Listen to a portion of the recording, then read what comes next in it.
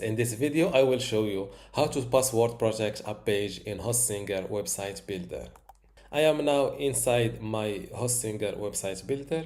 Let's say I want to password protect this Contact Me page, for example.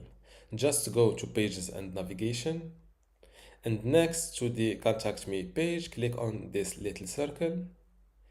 Then click on Password. Click Enable the Password feature.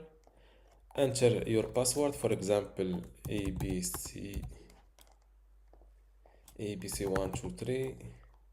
You can customize your page design or text. For example, if you can edit the heading. I will add the text. Here you can edit the subheading, the placeholder text. You can edit every text on this page or design. You can select between these designs. After that, click on Save, and don't forget to update your website. Let's see our website live.